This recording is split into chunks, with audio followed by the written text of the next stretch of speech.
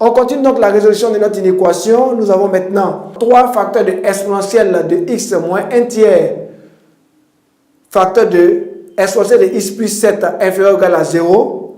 Remarquons que pour tout x appartenant à R, on a exponentielle de x plus 7 qui est strictement positif, c'est-à-dire toujours positif. Donc ici, on s'intéressera à exponentielle de x moins 1 tiers inférieur ou égal à 0. Donc lorsqu'on résout cela, ça nous donne exponentielle de x inférieur ou égal à 1 tiers.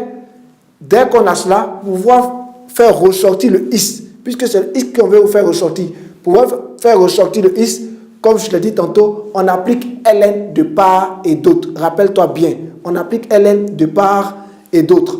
Donc ça nous donne ln d'exponentielle de x inférieur ou égal à ln de 1 tiers. C'est toujours comme ça qu'on fait. Lorsqu'on a une équation ou une inéquation avec exponentielle, pour pouvoir faire ressortir le x, on applique ln de part et d'autre. Il est très important que tu saches cela. C'est toujours comme ça qu'on fait.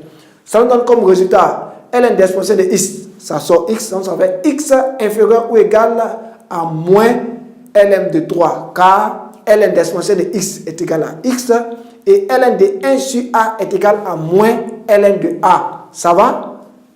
Étant donné que nous avons affaire à une équation, on fera donc un tableau de signes. Voici le tableau de signes qui s'affiche devant toi à l'écran.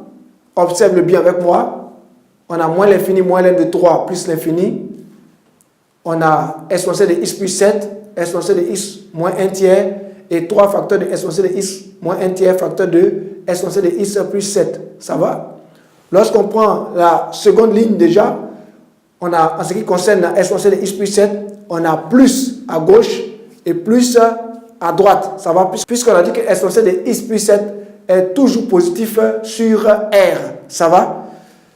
Dans la troisième ligne, on a moins à gauche et puis on a plus à droite puisque ça s'annule, rappelle-toi bien, en moins ln de 3. Ce qui nous donne par la suite, pour avoir le résultat final dans la dernière ligne, on fera plus fois moins, ça nous donne moins à gauche et à droite ça fera plus fois plus, ça nous donne plus. Ça va?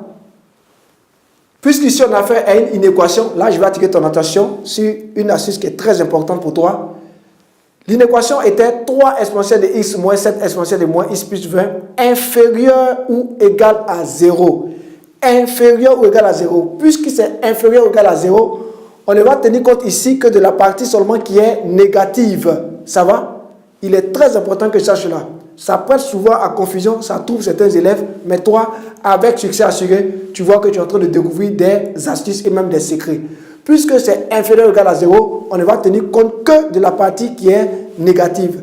Si on nous avait dit supérieur ou égal à 0, on ne tiendra compte alors que de la partie qui est positive. Ça va?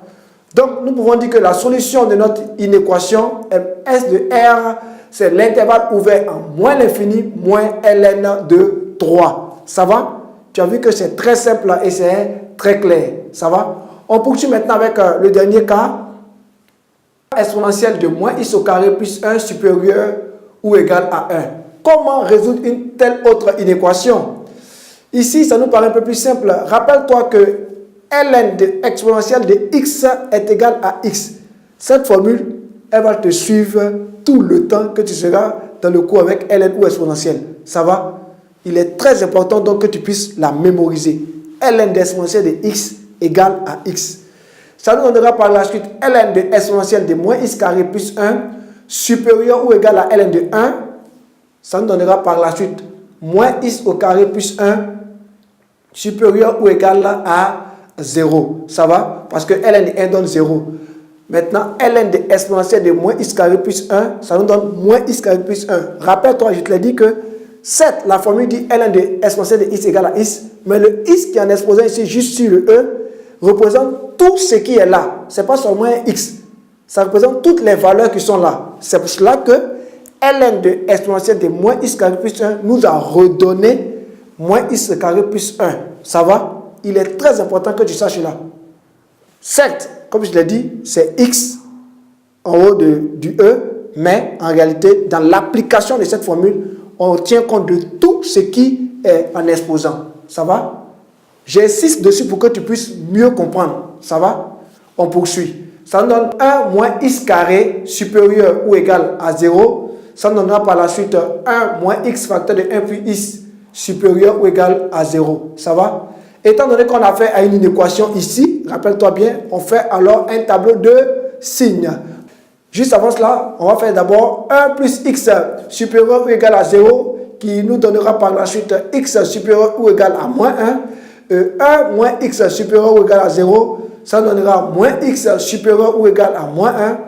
Par la suite, ça nous donnera donc x inférieur ou égal à 1. Ça va? Puisqu'on a moins de part et d'autre, ça change l'inégalité. Ça va? Ça, c'est un rappel. On a donc maintenant notre tableau de signes qui s'affiche devant toi à l'écran. On a moins l'infini, moins 1, 1 plus l'infini. Et dans la deuxième ligne, on a 1 plus x qui s'annule en moins 1. Donc, ça nous donne moins à gauche, plus à droite. On a dans la troisième ligne 1 moins x qui s'annule en 1. Donc, ça nous donne plus à gauche et moins à droite. Et on a 1 moins x facteur de 1 plus x qui nous donne moins, plus et moins. Ça va? En fait, à gauche, on a fait moins fois plus, ça nous donne moins. Au milieu, on a fait plus fois plus, ça nous donne plus. Et à droite, on a fait plus fois moins qui nous a donné moins. Maintenant, suis-moi attentivement.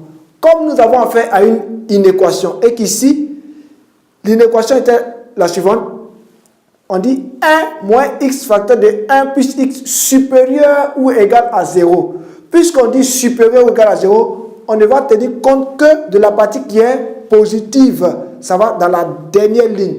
On ne va tenir compte que de la partie qui est positive, ça dit entre moins 1 et 1. Ça va? Il est très important que tu retiennes cela.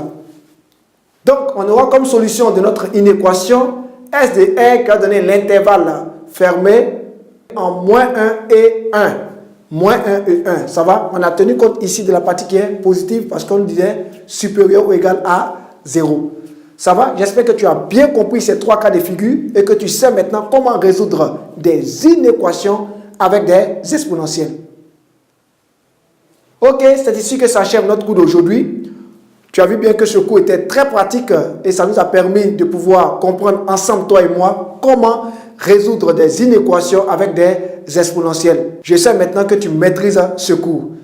Porte-toi bien, à la prochaine dans une autre vidéo sur succès assuré. N'oublie pas, les maths, c'est de l'art. Succès assuré.